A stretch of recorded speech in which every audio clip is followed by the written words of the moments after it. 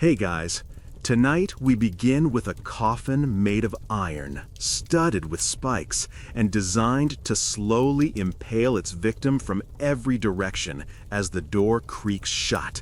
The Iron Maiden. You've seen it in museums. You've read about it in history books. You've watched it featured in documentaries about medieval barbarism. There's just one small problem with this iconic torture device that supposedly defined the cruelty of the Dark Ages. It almost certainly never existed. Not the way you think, not in the era you imagine, and not for the purpose you were taught. The Iron Maiden is one of the most successful hoaxes in the history of museums, a showpiece myth that tells us far more about the people who invented it than the people who supposedly used it. What you're looking at when you see one of these spiked sarcophagi isn't medieval cruelty at all. It's 19th century imagination dressed up in rusty armor and sold to tourists who desperately wanted to believe the past was worse than the present. And they bought it. They're still buying it today. Before we crack open this particular coffin of lies, let me ask you something. If you're the kind of person who finds yourself watching videos about fabricated torture devices at 2 in the morning, questioning everything you learned in school, then you're exactly who I make these videos for. Take a moment to subscribe if that sounds like you, and tell me in the comments what time it is where you are and what medieval myth you believed the longest. I'm genuinely curious who joins me for these late-night investigations into historical fraud. Now dim the lights, settle in, and let's peel back the rust on one of history's most beloved lies. The story of the Iron Maiden begins not in a medieval dungeon, but in an early 19th century museum. Specifically, in the city of Nuremberg, Germany, in the year 1857. This is where a local antiquarian named Johann Siebenkees put together what he claimed was a genuine medieval execution device recovered from the city's old castle. The timing was perfect. Europe was in the grip of Gothic Romanticism. Writers like Edgar Allan Poe and Anne Radcliffe had made dark medieval settings fashionable. The public was hungry for evidence that the Middle Ages were as barbaric as their nightmares suggested, and Siebenkees was more than happy to feed that hunger. The device he assembled was theatrical in every sense. It stood roughly 7 feet tall, shaped like a human figure, with a hinged front that opened to reveal an interior lined with iron spikes. According to Siebenkees, the victim would be placed inside and the door would slowly close, driving the spikes into their body from all directions, but carefully avoiding the vital organs. The idea was maximum suffering, minimum efficiency. A slow death measured in hours, perhaps days. The public was horrified. They were also fascinated. Crowds paid good money to see this testament to human cruelty. The Iron Maiden became a sensation. Within decades, similar devices appeared in museums across Europe and eventually America. The medieval Iron Maiden had arrived in the public imagination, and it wasn't leaving. Here's the problem. None of it was real. The Nuremberg Iron Maiden, the original that launched 1,000 museum copies, was a fabrication, not a genuine artifact, a creation. Scholars who've examined it have concluded that it was assembled from various unrelated objects, some medieval, some not, none of which were ever designed to form a torture device. The spikes were added later. The shape was modified to look more human and more terrifying. The entire thing was essentially a prop, designed to attract paying visitors who wanted their darkest fantasies about the past confirmed. And confirm them it did. The first major clue that something was wrong came from the historical record itself, or rather, the lack of one. If the Iron Maiden had been a common or even occasional method of execution in medieval Europe, you'd expect to find references to it. Court records, legal documents, chronicles describing its use. At minimum, you'd expect some priest or bureaucrat to have complained about it. Medieval Europeans were prolific record keepers. They documented everything from tax disputes to which saints cured which diseases. They kept meticulous records of executions because executions were public events, and public events required organization. Yet when historians went looking for any medieval reference to the Iron Maiden, they found nothing. Not a single document, not one chronicle, not even a passing mention in any of the thousands of texts that survived from the era. This absence wasn't just suspicious. It was damning. Medieval executions were spectacles. They were meant to be seen. That was the entire point. The condemned were paraded through streets. Their crimes were announced. Their deaths were witnessed by crowds who gathered not for entertainment, but for moral instruction. The state wanted everyone to see what happened to those who broke its laws. A secret torture device that killed people slowly inside a closed cabinet would have defeated the purpose entirely. Why spend the effort designing an elaborate execution method that no one would witness? It's like throwing a party and locking the guests in a soundproof room. The whole point of medieval punishment was public terror, not private suffering. This brings us to the mechanics of the device itself, which fall apart under even basic scrutiny. The Iron Maiden's design supposedly placed spikes in positions that would avoid the heart and other vital organs, ensuring a slow death rather than a quick one. But this assumes a level of anatomical precision that medieval executioners simply didn't possess. It also assumes that the state wanted slow deaths, which it didn't. Executions were supposed to be swift, not because authorities were merciful, but because they were practical. A prolonged execution was a drain on resources. Guards had to stand watch. The condemned had to be housed and sometimes fed. Time was money, even in the 13th century. If you wanted someone dead, you hanged them, beheaded them, or burned them. You didn't design an elaborate metal cabinet that took days to kill them while they screamed inside. And then there's the engineering problem. Iron was expensive in the medieval period, seriously expensive. Blacksmiths who worked with iron were among the most skilled and well-compensated craftsmen of their era. A device as large and complex as the Iron Maiden would have required hundreds of pounds of iron, plus the labor of master metalworkers to forge and assemble it. The cost would have been astronomical. And for what? To execute one person at a time, very slowly, in private, with no witnesses? The economics make no sense. Medieval governments were many things, but wasteful wasn't one of them. They had perfectly good ropes and axes. Why bother with anything else? The reality of medieval punishment was both simpler and more public than the Iron Maiden myth suggests. If you committed a crime in medieval Europe, your punishment would almost certainly be witnessed by the community. Minor offenses got you time in the stocks or pillory where passers-by could throw rotten vegetables at your head. Major crimes got you flogged, branded, or mutilated in the town square. Capital offenses got you killed in front of an audience. The methods were brutal, but they were efficient and they were designed to be seen. Public humiliation was the point. A woman accused of being a scold might be paraded through town in a shame mask. A thief might lose a hand.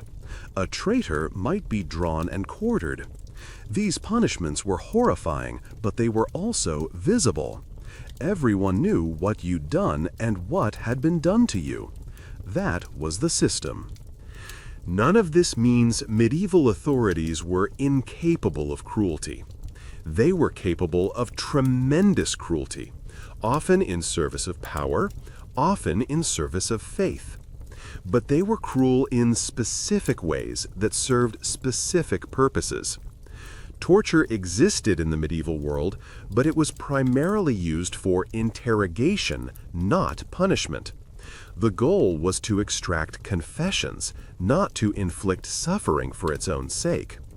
Once a confession was obtained, the condemned would be executed by conventional means.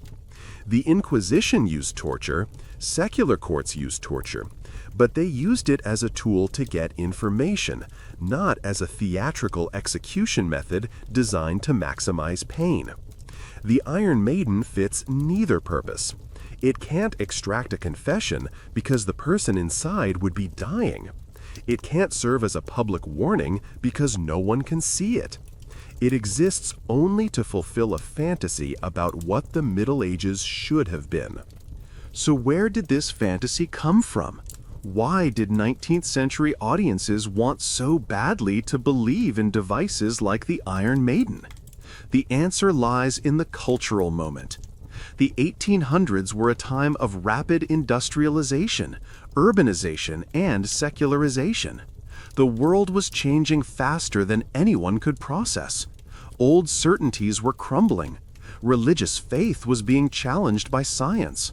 Traditional communities were being replaced by anonymous cities. People felt unmoored, and they dealt with that feeling by looking backward. But they didn't want to see the real past. They wanted to see a past that made the present look better by comparison. The Gothic revival that swept Europe in the 19th century was built on this nostalgia for an imagined past. Medieval architecture became fashionable again. Medieval legends were rewritten and romanticized. And medieval cruelty was exaggerated beyond recognition. The Middle Ages became a backdrop for horror stories, a conveniently distant era onto which modern anxieties could be projected. If you wanted to critique contemporary society, you could set your story in the medieval period and make your point through contrast. Look how far we've come. Look how enlightened we are now. The Iron Maiden was perfect for this purpose. It was tangible, visually striking, terrifying in an immediate, visceral way. And it made the 19th century look positively humane by comparison. Museum curators understood this instinctively. They knew what audiences wanted, and they provided it. The Iron Maiden became a star attraction precisely because it confirmed existing prejudices about the past. No one wanted to hear that medieval executions were actually quicker and less theatrical than imagined. No one wanted to learn that the so-called Dark Ages had sophisticated legal systems and genuine debates about the ethics of punishment. They wanted spikes and screams and rusty metal coffins. They wanted their ancestors to be monsters, because monsters make us feel better about ourselves. The Nuremberg Iron Maiden was destroyed during World War II when Allied bombing raids hit the museum where it was displayed. Some accounts say it was melted down for scrap metal, which would be fitting for a device made from scrap metal in the first place. But by then, the myth had spread far beyond one artifact. Replicas existed in museums around the world. Images of the device appeared in textbooks and encyclopedias. The Iron Maiden had become historical fact through sheer repetition, a lie told so often that everyone assumed it must be true. Even today, you can find Iron Maidens in museums. Most are reproductions, but they're often presented as if they represent genuine medieval practices. The labels will hedge a bit, using phrases like traditionally believed to have been used or according to legend. But the impression visitors take away is clear. This thing existed. It was real. People died in it. The few scholars who point out the lack of evidence are mostly ignored. Nobody wants their museum experience ruined by facts. The Iron Maiden has become too good a story to let go. It's the historical equivalent of a ghost story, unsupported by evidence, but impossible to disprove to anyone who wants to believe. The irony is that while we were inventing fake medieval torture devices, we were ignoring the real systems of cruelty that actually existed, including many that persisted into the modern era. Slavery, colonial exploitation, industrial labor conditions that killed workers by the thousands. Public executions continued in Europe well into the 19th century. The guillotine was still dropping heads in France during the Gothic revival. Prisons were overcrowded, disease-ridden hellholes where inmates died of neglect. But none of that made it into the museum displays. Instead, we got the Iron Maiden, a fabricated device from a fabricated era of fabricated cruelty. It was easier to condemn imaginary medieval torturers than to confront the real cruelties happening outside the museum doors. There's a term historians use for devices like the Iron Maiden. They call them museum fakes or exhibition pieces. The category includes an impressive array of objects that were either entirely invented or heavily modified to meet public expectations about the past. Chastity belts, another supposed medieval invention, are almost certainly fake. The thumbscrew, while real as a concept, was exaggerated in museums to look more dramatic than historical examples. The rack existed, but was far less common than museum displays suggest.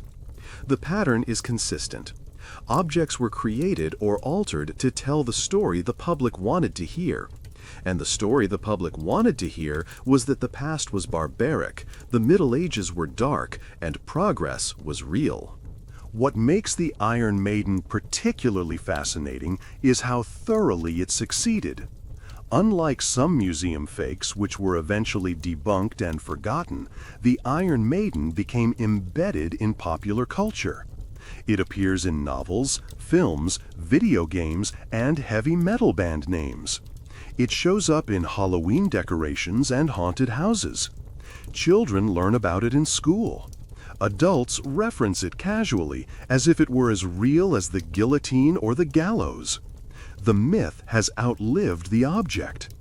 Even if every remaining Iron Maiden were destroyed tomorrow and every museum acknowledged the hoax, the device would live on in the cultural imagination.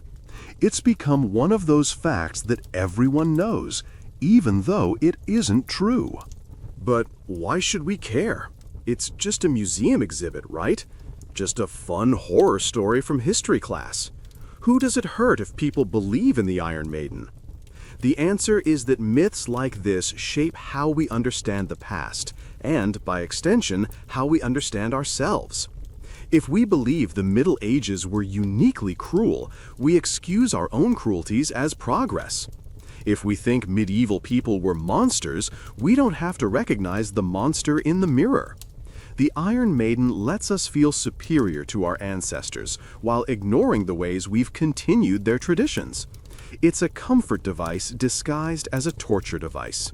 It makes us feel good about how far we've come, even when we haven't come as far as we think. Consider for a moment the prisons of the 19th century, the very era that invented the Iron Maiden. These institutions were designed to reform criminals through isolation and silence. The theory was that solitary confinement would force inmates to reflect on their sins and emerge repentant. What actually happened was that inmates went insane.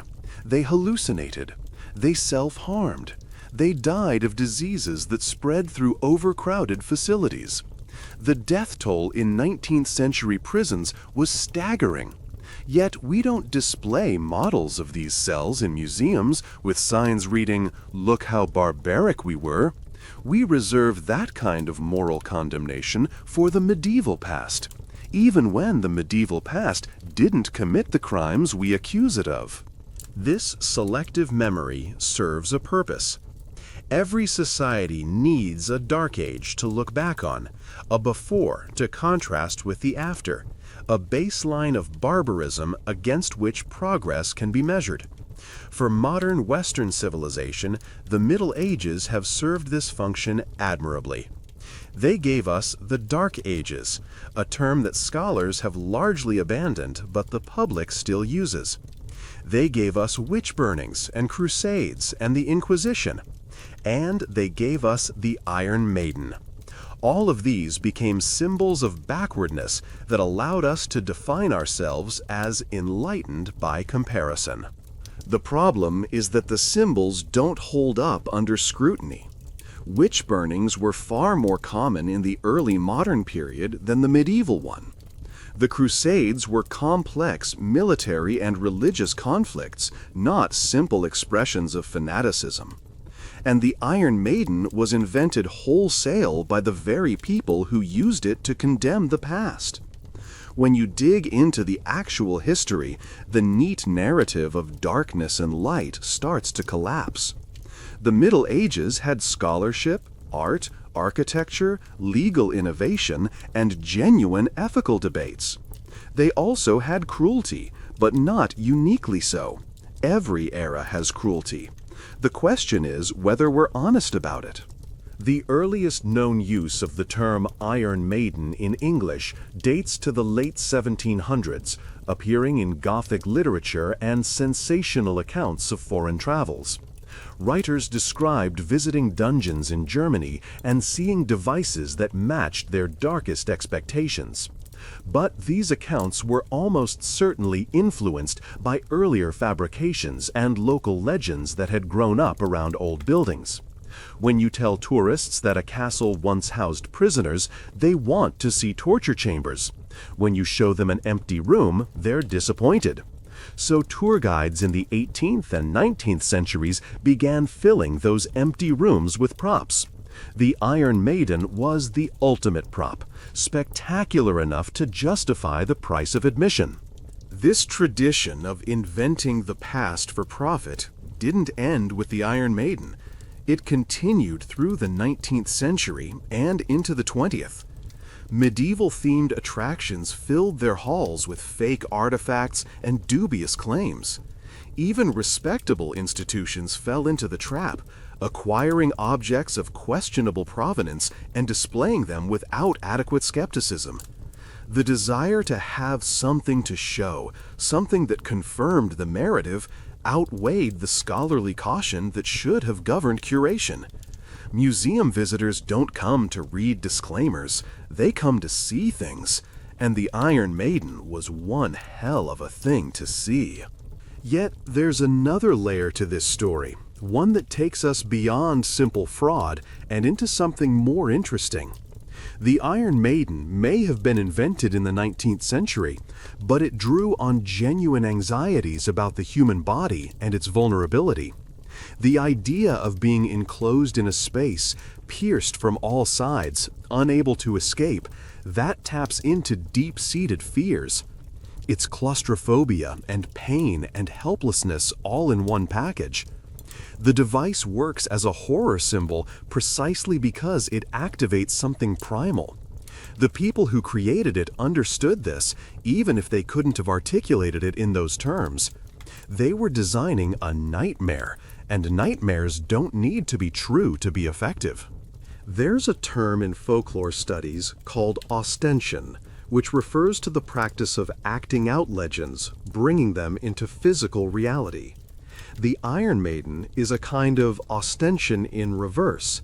Instead of acting out an existing legend, 19th century curators created a physical object and invented a legend to go with it. The object made the legend seem real, and once the legend took hold, it became almost impossible to dislodge. People had seen the device with their own eyes. They had touched the spikes. They had imagined the screams. How could it not be real? The Iron Maiden was a masterclass in manufacturing authenticity. We're halfway through this story, and we haven't even gotten to the really interesting part yet. Because the Iron Maiden isn't just a historical curiosity. It's a window into how we construct the past to serve the present, how we create villains to make ourselves feel like heroes, and how we confuse spectacle with truth. In Part 2, we'll look at what medieval punishment actually looked like, why the myth of the Iron Maiden has been so hard to kill, and what happens when a lie becomes more useful than the truth. Because here's what nobody tells you about historical myths. They survive not because people are stupid, but because they work. The Iron Maiden works. It tells us something we want to hear about ourselves, and as long as we want to hear it, the myth will endure. But before we get there, let's sit with what we've learned. A torture device that never existed became one of the most famous symbols of medieval cruelty. It was invented by people who considered themselves enlightened, who believed they had moved beyond barbarism, who built an artifact of imaginary suffering while ignoring real suffering happening in their own time. They projected their fears onto the past and called it history, and we've been doing the same thing ever since. Every time we visit a museum and see an Iron Maiden, we're not learning about the Middle Ages. We're learning about the 19th century. We're learning about ourselves. And the lesson isn't flattering. The most successful lies are the ones that feel true. They confirm what we already suspect. They fit the shape of our expectations. The Iron Maiden felt true because we wanted the Middle Ages to be a horror show. We needed that contrast to feel good about modernity. And so we looked at a rusted pile of scrap metal held together by 19th century bolts and saw exactly what we expected to see. That's not gullibility. That's something deeper. That's the human need to believe in progress, even when the evidence is fake. Especially when the evidence is fake. Because fake evidence can be tailored to fit. Real evidence is messy and complicated and doesn't tell a clean story. The Iron Maiden told a clean story, and clean stories are irresistible. In the next part, we'll examine what medieval punishment actually consisted of, the legal frameworks that governed it, and the genuine debates that people had about justice and mercy in an era we've been taught had neither. We'll also look at why the Iron Maiden myth has proven so durable, surviving waves of scholarly debunking to remain a fixture in popular culture. And we'll ask a harder question. What are the Iron Maidens of our own era? What fabrications are we building right now to make ourselves feel enlightened? Because if history teaches us anything, it's that every age has its blind spots. Every age invents myths to hide from its own cruelty. We've been pointing at the Middle Ages for 200 years. Maybe it's time to point at the mirror instead. The coffin of iron still sits in museums around the world, spikes gleaming, doors waiting to close. It has outlived the people who made it, the people who debunked it, and the historical era it was supposed to represent. It has become what all great myths become, a truth that no longer needs to be true. But every myth has an expiration date. Every lie eventually meets the light, and the light has arrived. It just took 200 years. Stick around for part 2, because we're about to tear this whole thing apart. The spikes, the stories, the comfortable delusions we've been telling ourselves about our ancestors. It's time to find out what the Iron Maiden was really hiding. And, spoiler alert, it's not the Middle Ages. It's us. If the Iron Maiden was a lie, what was the truth? What did medieval punishment actually look like? Because here's the uncomfortable reality. The Middle Ages didn't need to invent a spiked coffin to be cruel. They had plenty of cruelty to go around. It just didn't look the way we imagined. The real systems of medieval justice were both more sophisticated and more public than the Iron Maiden myth suggests. They were designed not to torture in secret, but to punish in the open, to make examples, to terrify the living by destroying the condemned in full view of the community. And in many ways, these real practices tell us more about medieval society than any fabricated device ever could. Medieval justice operated on a simple principle. Punishment should fit the crime, and everyone should see it happen. This was the age of the scaffold and the gallows, the stocks and the pillory, the branding iron and the whipping post. Every town of any size had a public execution site, usually in the central square where markets were held.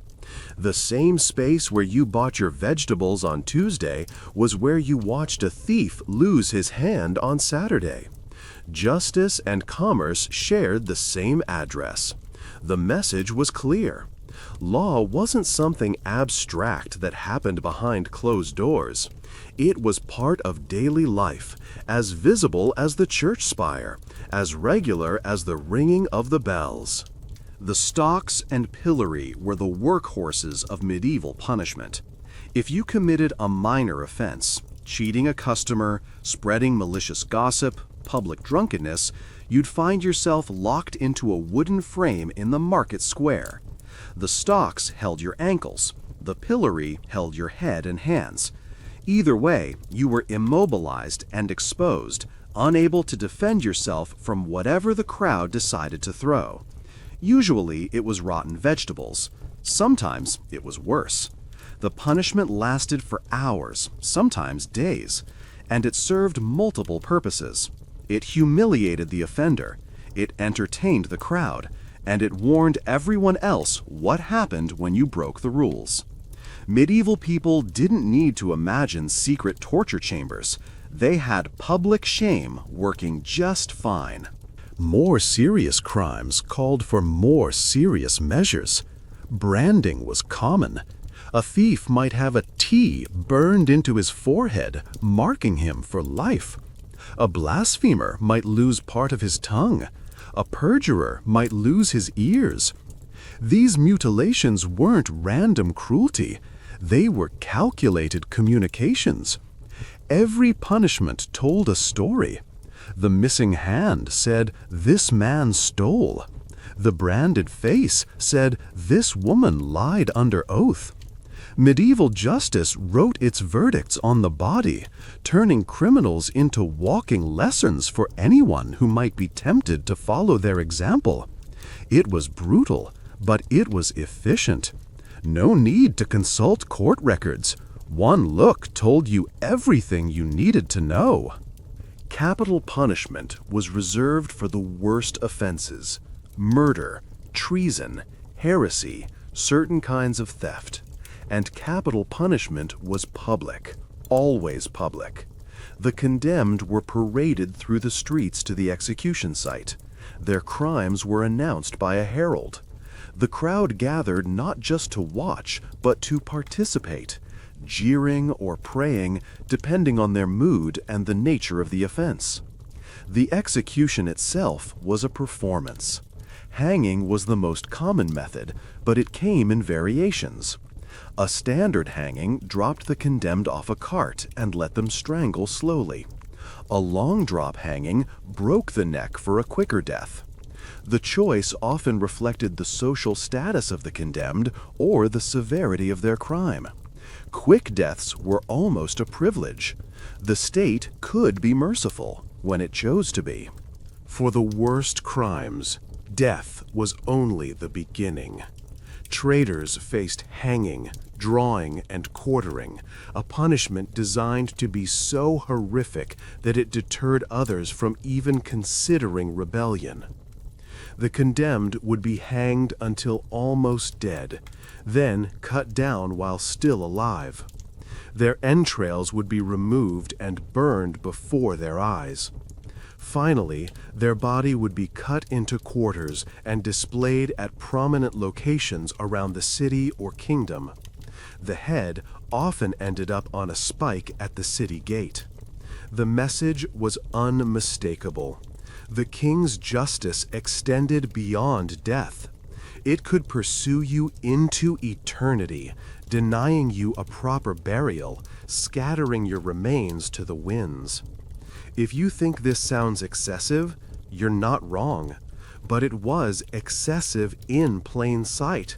Nothing hidden, nothing private. Every gory detail meant to be witnessed and remembered. Burning at the stake was reserved for heretics and, later, for those convicted of witchcraft. The logic was theological as well as punitive. Fire purified.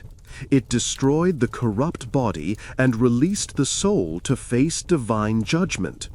The condemned might be offered the mercy of strangulation before the flames reached them, but that was a matter of discretion, not right. Crowds gathered to watch these burnings, not just for spectacle, but because they believed they were witnessing a battle between good and evil, God and the devil. The screams of the condemned were proof that evil was being destroyed. The smoke rising to heaven was a prayer made visible. This was justice as religious theater, and the audience believed every word of the script. If you just felt a chill reading that, if you found yourself actually understanding why medieval people watched executions, that's exactly the kind of uncomfortable recognition I make these videos for. Subscribe button's there if you want more of these moments. Now here's where it gets complicated. Despite all this public cruelty, medieval legal systems actually had sophisticated frameworks for justice. They had courts, they had procedures, they had rights for the accused, albeit limited ones. Trials were conducted according to established rules. Evidence was presented, witnesses were called. Confessions obtained under torture were viewed with some suspicion, because everyone knew that a person in pain would say anything to make it stop. This doesn't make medieval justice humane by our standards. It wasn't. But it wasn't the lawless brutality we've been taught to imagine either. There were limits. There were debates. There were moments of genuine mercy. The Middle Ages were not a monolith of darkness. They were complicated, like every era. Torture, when it was used for investigation, not punishment. The distinction matters. A person suspected of a crime might be tortured to extract a confession. But once the confession was obtained, the execution was supposed to be swift. There was no point in prolonging suffering after the truth was known. The goal of judicial torture was information, not pain. This sounds like a distinction without a difference, and in terms of the victim's experience, it largely was. But it tells us something about medieval attitudes. They saw torture as a tool, an unpleasant necessity, not as an end in itself. The Iron Maiden, with its slow, theatrical, pointless suffering, doesn't fit this model. It's torture as spectacle, torture for its own sake. And that's a modern invention, not a medieval one. The real instruments of medieval torture were simpler and more practical than the Iron Maiden. The strappado suspended the victim by their wrists, tied behind their back, dislocating the shoulders. The rack stretched the body until joints separated. Thumb screws crushed fingers. The wheel broke bones. These devices existed, and they were used. But they were used in interrogation rooms, not as execution methods. And even then, their use was governed by rules. In many jurisdictions, torture could only be applied once. If the accused didn't confess, they were supposed to be released. Of course, officials found ways around these rules, but the fact that the rules existed tells us something. Medieval people were aware of the moral problems with torture. They tried to limit it. They didn't always succeed, but they tried. Compare this to the Iron Maiden as popularly imagined, a device designed for slow, secret, purely punitive torture. No interrogation purpose, no confession to be extracted, just suffering for suffering's sake, drawn out over hours or days. This conception of torture says more about 19th century anxieties than medieval practices. The people who invented the Iron Maiden were living through an era of factory conditions that maimed workers, of slavery that tortured millions, of colonial violence that devastated entire populations. They took their own era's capacity for mechanized, impersonal cruelty and projected it onto the past. The Iron Maiden is an industrial torture device imagined by an industrial society. It has more in common with the Victorian workhouse than the medieval dungeon. This brings us to the question of why the myth has been so hard to kill. Scholars have been debunking the Iron Maiden for decades. Books have been written, articles published, museum labels updated with cautious hedging language. Yet the myth persists. It shows up in video games, in films, in television documentaries that really should know better. Every October, around Halloween, someone will publish a list of worst medieval torture devices, and the Iron Maiden will be right there at the top. The debunking has been thorough. The impact has been minimal. Why? Part of the answer is simple repetition. A lie told often enough becomes truth in the public mind. The Iron Maiden has appeared in so many sources over so many decades that most people have absorbed it without ever questioning where the information came from. It's like the idea that medieval people thought the earth was flat, another myth that refuses to die despite being thoroughly debunked. These beliefs have become what philosophers call common knowledge, things that everyone knows even though they're not true. Correcting common knowledge is almost impossible. You're fighting not just misinformation, but expectation. People want the Iron Maiden to be real. They've invested in it emotionally. Telling them it's fake feels like taking something away. But there's a deeper reason the myth survives. The Iron Maiden serves a psychological function. It allows us to locate cruelty in the past and thereby avoid seeing it in the present. If the Middle Ages were uniquely barbaric, then modernity must be uniquely humane.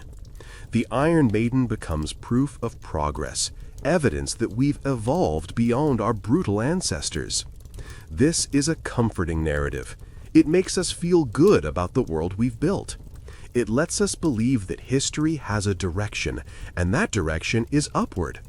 The alternative, that cruelty is a constant in human affairs, that we're as capable of atrocity as our ancestors, that progress is not guaranteed, is too uncomfortable to accept. So we keep the myth alive. It's not ignorance, it's defense mechanism. The 19th century, which invented the Iron Maiden, was particularly invested in the idea of progress. This was the age of Darwin and Spencer, of evolutionary thinking applied to society. Victorians believed that humanity was evolving not just biologically, but morally and culturally. Every generation was supposed to be better than the last. The savage gave way to the barbarian to the civilized man. Progress was scientific fact. And if progress was real, then the past had to be worse than the present. The Iron Maiden fit this narrative perfectly. It was tangible proof that medieval people were barbaric, and that modern people had moved beyond barbarianism. It was an artifact of progress, and it didn't matter if the artifact was fake. The narrative was true, so the evidence must be true too. This belief in linear progress shaped how museums presented history. The past was displayed as a series of stages leading to the present. Each stage was supposed to be worse than the next, more primitive, more violent, more superstitious. Medieval Europe occupied a particularly dark stage in this schema. It was the era after the fall of Rome and before the Renaissance, a gap in the story of Western civilization. The term Dark Ages captured this perfectly. Light gave way to darkness and then returned. The Iron Maiden was a prop for this narrative, a symbol of the darkness that supposedly defined the medieval period. If you wanted to show how far humanity had come, you pointed to the Iron Maiden and said, "Look what we left behind." What's particularly ironic is that this narrative was promoted most aggressively during periods of genuine modern atrocity. The Iron Maiden reached the height of its popularity in the late 19th and early 20th centuries, precisely when European powers were carving up Africa and Asia, when lynchings terrorized the American South, when industrial accidents killed thousands of workers every year, when psychiatric patients were subjected to experiments that would make a medieval torturer wince. The same society that condemned the Iron Maiden as barbaric was practicing barbarisms of its own on a scale that medieval people could never have imagined. But those barbarisms were invisible in the museum. The Iron Maiden was on display instead. The misdirection was complete. This misdirection continues today. We still point to medieval torture devices while ignoring modern equivalents. Solitary confinement, which psychological research has shown to be a form of torture, is used routinely in prisons around the world. Stress positions, sleep deprivation, and sensory manipulation are employed by intelligence agencies. Executions in the United States have been conducted with drug combinations that cause prolonged suffering. None of this makes it into the museum displays. None of this gets the label of torture. We reserve that word for the past, for devices we consider primitive, while our own methods are called enhanced interrogation or correctional control. The vocabulary has changed. The capacity for cruelty has not. Let's pause here for a moment of genuine reflection, because this isn't just about debunking a museum exhibit.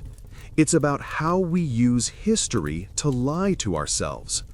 The Iron Maiden is a small lie in the scheme of things. It's a fake torture device in a few museums, but it represents a much larger lie. The lie that cruelty belongs to the past, that we have progressed beyond it, that we are fundamentally different from the people who came before us. This lie is dangerous because it makes us blind. It makes us unable to see the cruelty in our own systems, our own institutions, our own choices. As long as we're busy condemning imaginary medieval barbarism, we don't have to confront real modern barbarism. The Iron Maiden isn't just a showpiece, it's a blindfold. There's another dimension to this story that deserves attention. The Iron Maiden myth doesn't just distort our understanding of the past, it distorts our understanding of how knowledge works. We tend to think that once something is debunked, it disappears from the public mind. Scholars do their job, correct the record, and everyone updates their beliefs accordingly. This is not how misinformation works. Misinformation survives because it serves a need. The Iron Maiden survives because people want it to be true. It confirms their view of history. It makes their narrative of progress coherent. It provides a villain for their story of enlightenment. As long as these psychological needs persist, the myth will persist too. Debunking is necessary, but not sufficient. You have to address the need the myth fulfills. The same dynamic plays out with other historical myths. The flat earth medieval belief. The witch-burning craze that supposedly defined the Middle Ages, but actually peaked in the early modern period. The chastity belt, another 19th century invention passed off as medieval. The constant bathing of ancient peoples versus the supposed filth of medieval Europeans. All of these myths share a common structure. They make the Middle Ages look worse than they were. They exaggerate the contrast between past and present. They serve the narrative of progress. And they all survive despite debunking because the psychological need they fulfill remains unaddressed. What happens when we let go of these myths? What happens when we see the past clearly, without the distortions of the progress narrative? At first, it's disorienting. If medieval people weren't uniquely barbaric, then we're not uniquely civilized. If progress isn't linear, then we can't assume we're at the end of history, that things will only get better from here. We have to accept that cruelty is a constant, that every era has its atrocities, and that our era is no exception. This is uncomfortable. It's also liberating. Because once we stop congratulating ourselves on how far we've come, we can start looking honestly at where we are. We can ask harder questions. We can see what's actually in front of us. This brings us to the darkest part of this story. The Iron Maiden wasn't just a lie about the past. It was a tool for ignoring the present. While 19th century audiences gasped at fake medieval torture devices, real tortures were being inflicted all around them, in their colonies, in their factories, in their prisons and asylums. The Iron Maiden gave them permission to look away. It said the real horror is over there, in the past, safely contained behind museum glass. It said, we don't do that anymore. This was the true function of the myth, not to educate, not to warn, but to reassure, to comfort, to let people sleep soundly in their beds while others suffered. We're still doing this today. We visit museums of medieval torture while ignoring our own torture reports. We shake our heads at branding irons while our prisons use solitary confinement for years at a time. We condemn the public executions of the past, while our governments execute people in private with drugs that don't always work. The Iron Maiden has given us 2 centuries of moral cover. It's let us believe we're the good guys simply because we're not using a spiked metal coffin. The bar for civilization, it turns out, is very low. And we set it there deliberately. But there's a turning point here. Once you see the myth for what it is, you can't unsee it. The Iron Maiden loses its power. It becomes just a pile of metal, assembled by people who needed you to believe their story. And you start to notice other myths, other blindfolds, other convenient lies that let us feel good about ourselves at the expense of truth. History stops being a comfort and starts being a mirror. And mirrors show you things you might not want to see. In Part 3, we'll complete this journey. We'll look at why societies create myths like the Iron Maiden, what function they serve, and what happens when they collapse. We'll ask what our own era's Iron Maidens might be, the fabrications we're building right now to hide from our own cruelties. And we'll end with a question that has no comfortable answer. If every age lies about itself, what lies are we telling? Because the Iron Maiden isn't just a story about a fake torture device. It's a story about how we construct reality, how we choose what to see and what to ignore, how we build narratives that make us feel like the heroes of history. The spikes in the Iron Maiden aren't real, but the impulse that created them is very real, and it's still with us. The myth survives because it works. It lets us feel superior to our ancestors. It lets us believe in progress. It lets us locate cruelty safely in the past, where we don't have to deal with it. But every myth has a cost. The cost of the Iron Maiden is blindness. As long as we're staring at a fake medieval torture device, we're not seeing the real modern torture devices all around us. The myth protects us from truth, and truth is what we need most. So here's what I want you to think about before Part 3. What are you not seeing? What myths are you carrying that let you avoid uncomfortable realities? What Iron Maidens are in your mental museum, keeping you from looking at what's actually happening? Because that's where this story ends. Not in the Middle Ages, not in the 19th century, but here, now, in the blindfolds we're still wearing. The door of the Iron Maiden is still open. The question is whether we'll finally step away from it. We've torn apart the myth. We've seen how the Iron Maiden was assembled from scrap metal and wishful thinking. We've looked at what medieval punishment actually involved and why the myth survives despite decades of debunking. Now we arrive at the hardest question of all. Why do societies create myths like this in the first place? What need does the Iron Maiden fulfill that truth cannot?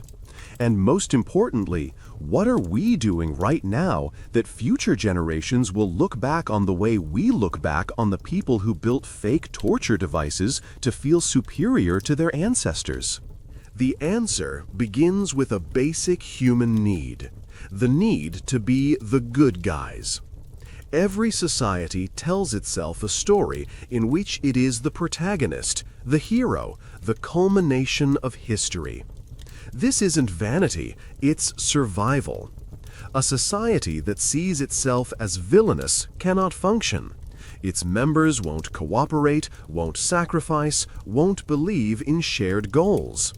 So every society, no matter how unjust, develops a narrative that justifies its existence and elevates its values above those of other times and places. The Iron Maiden was part of this narrative. It said, "We used to be monsters, but now we are civilized." It located monstrousness in the past and claimed enlightenment for the present. It let 19th century society believe in itself. This belief was particularly important in the industrial age. Factories were killing and maiming workers at unprecedented rates. Cities were overcrowded, polluted, disease-ridden. Colonial expansion was destroying entire cultures and enslaving entire populations. Inequality was reaching levels that would have shocked a medieval peasant. If you looked honestly at the 19th century, you might conclude that progress was a lie, that modernity was just barbarism with better technology. The Iron Maiden prevented that conclusion. It gave people an image of the past so horrible that the present looked humane by comparison. It said, yes, things are bad, but look how much worse they used to be. It made progress visible, tangible, undeniable.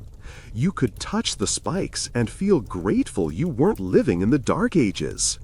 Psychologists have a term for this: downward social comparison. When we feel bad about ourselves, we compare ourselves to someone worse off. It makes us feel better. The Iron Maiden was a tool for downward historical comparison. Medieval people became the comparison group, the baseline of barbarism against which modern people could measure their moral progress. It didn't matter that the comparison was false. It didn't matter that medieval people weren't actually using spiked coffins. What mattered was the feeling, the reassurance, the sense that history was moving in the right direction and that we were on the right side of it. This need for reassurance hasn't gone away. We still engage in downward historical comparison constantly. Every time we watch a documentary about ancient slavery and think, at least we ended that, we're doing it. Never mind that modern slavery persists in the form of human trafficking, forced labor, and supply chains we prefer not to examine too closely. Every time we read about witch trials and think we'd never persecute people like that, we're doing it. Never mind the moral panics that sweep through our own culture, the social media mobs, the career destructions, the guilty until proven innocent mentality that takes over whenever we decide someone is a monster. We point at the past to avoid seeing ourselves. The Iron Maiden represents a specific kind of historical distortion, the invention of evidence to support a pre-existing belief. 19th century people believed the Middle Ages were barbaric. They needed proof, so they created proof. The Iron Maiden was that proof made physical, a lie you could touch. But this kind of distortion isn't unique to the 19th century. Every era creates its own evidence for its own preferred narratives. We're doing it right now. The question is whether we can recognize it while it's happening, or whether we'll only see it clearly when future generations point it out. So, what are our Iron Maidens? What fabrications are we constructing to make ourselves feel enlightened? This is where the story gets uncomfortable, because answering honestly requires admitting that we're not as different from our ancestors as we'd like to believe. But let's try. Let's look at some of the ways we might be doing exactly what 19th century museum curators did, creating myths to avoid seeing ourselves. Consider our relationship with technology. We tell ourselves a story in which technology equals progress. Every new device, every new platform, every new app represents an advance. The smartphone has liberated us. Social media has connected us. Artificial intelligence will solve our problems.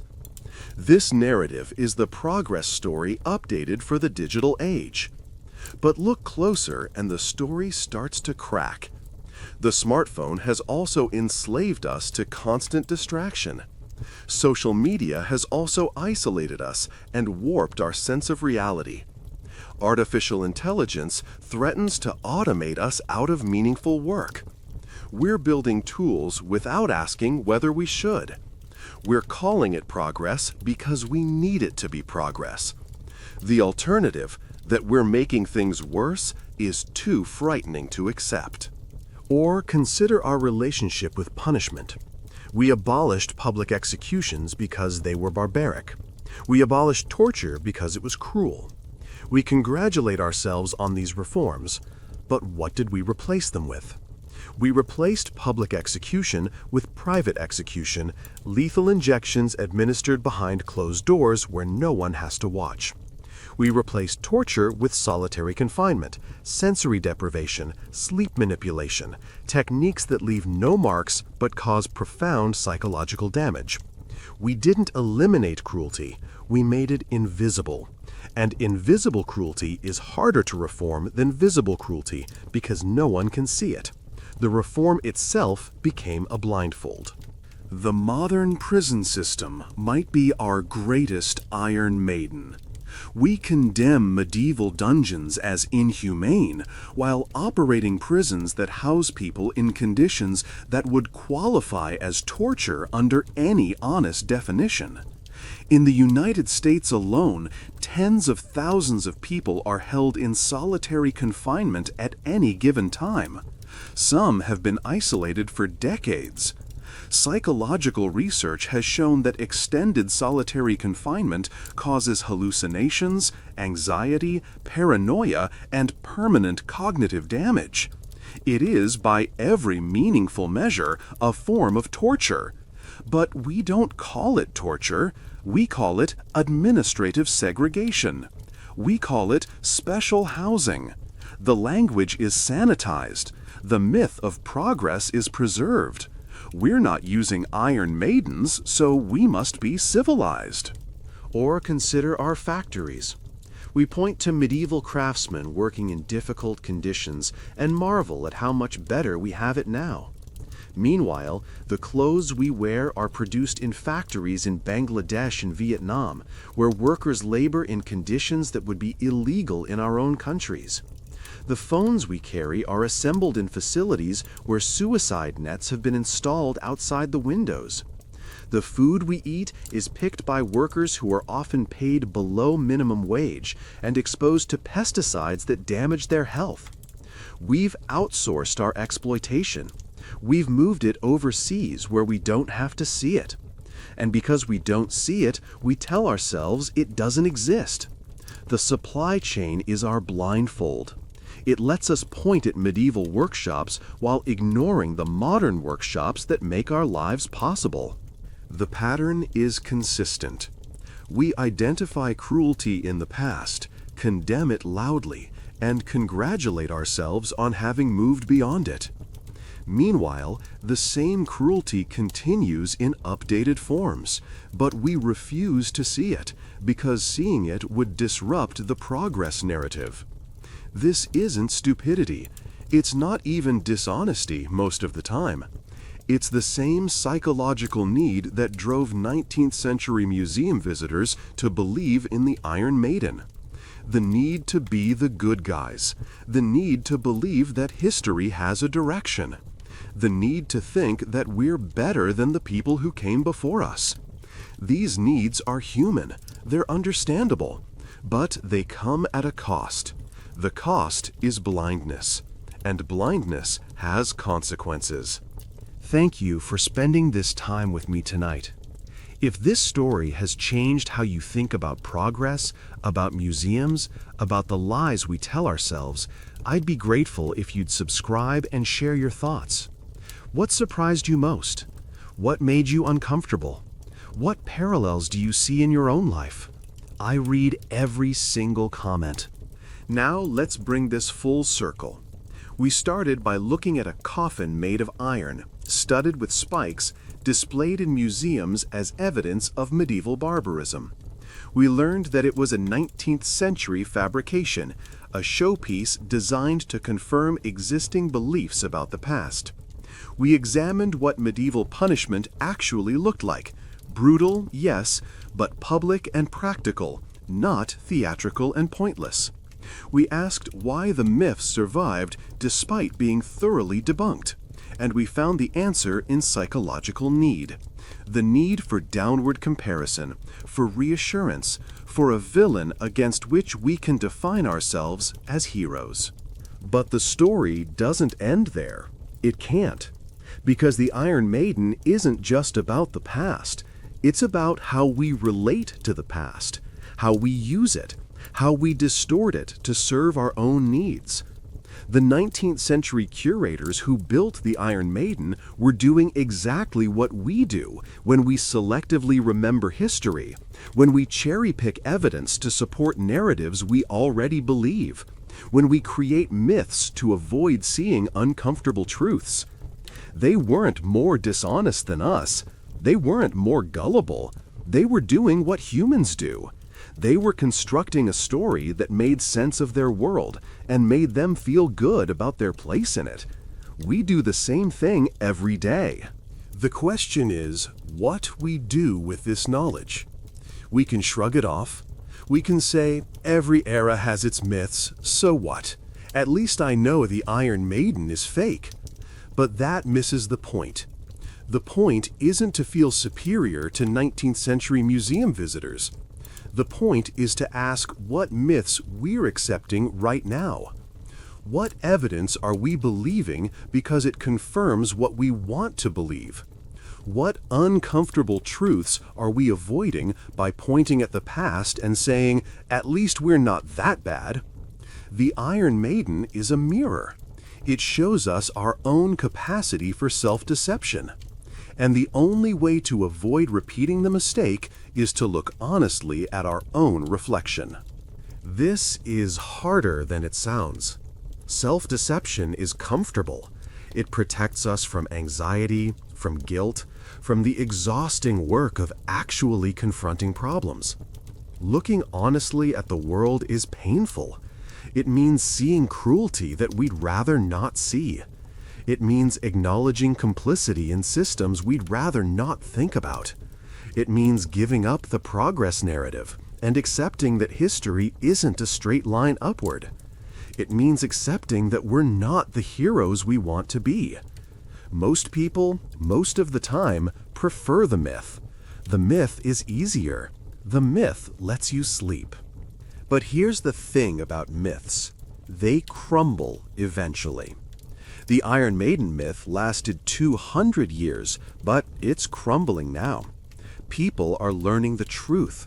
The lie is becoming visible. The same will happen to our myths. Future generations will look back at us and see the lies we told ourselves, the blindfolds we wore, the obvious cruelties we refused to see. They'll be as baffled by our self-deception as we are by the 19th century visitors who believed in the Iron Maiden. They'll ask, how could they not see it? And they'll be right to ask. We're not seeing it.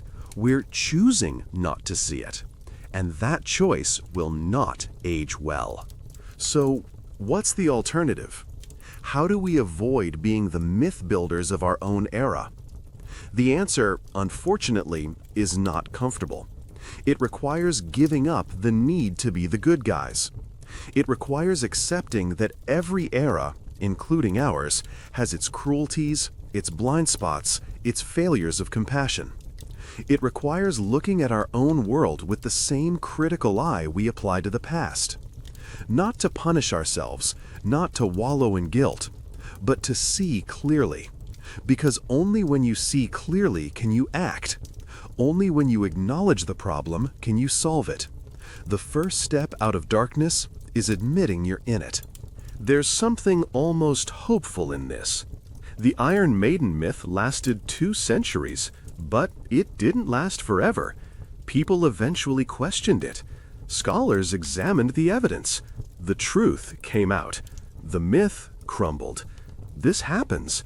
Lies get exposed. Blindfolds get removed. It takes time. It takes effort. It takes people willing to say the emperor has no clothes, even when everyone else is pretending to admire his outfit. But it happens. The arc of history may not bend toward justice, but it does bend toward truth, eventually, if we push it. The people who built the Iron Maiden thought they were exposing medieval barbarism. They were actually exposing their own need to feel superior. The people who visit Iron Maidens in museums today think they're learning about the past. They're actually learning about how myths get constructed. And now you, having reached the end of this story, know something that most people don't. You know the Iron Maiden is fake. You know why it was created. You know what psychological needs it serves. But more importantly, you know that the same dynamics that created it are still operating. You know to be suspicious of any story that makes you feel like the good guys. You know to question evidence that confirms what you already believe. You know to look for the blindfolds. Will you use this knowledge? Will you look at your own world with the same skepticism you now apply to 19th century museums? Will you ask what myths you're accepting? What cruelties you're not seeing? What evidence you're ignoring because it doesn't fit your narrative? I hope so, but I know how hard it is. It's easier to feel superior to the people who believed in the Iron Maiden than to ask what you're believing right now.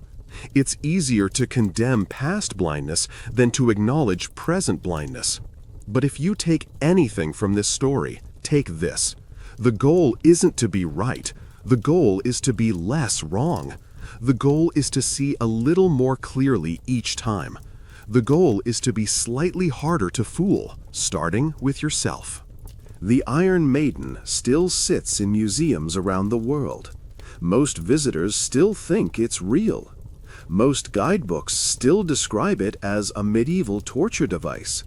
The myth persists because the need persists. But you know better now. You've seen through the rust and the spikes to the scrap metal underneath. You've understood why people needed this lie and why they still need lies like it. You've glimpsed your own capacity for the same self-deception. That doesn't make you special.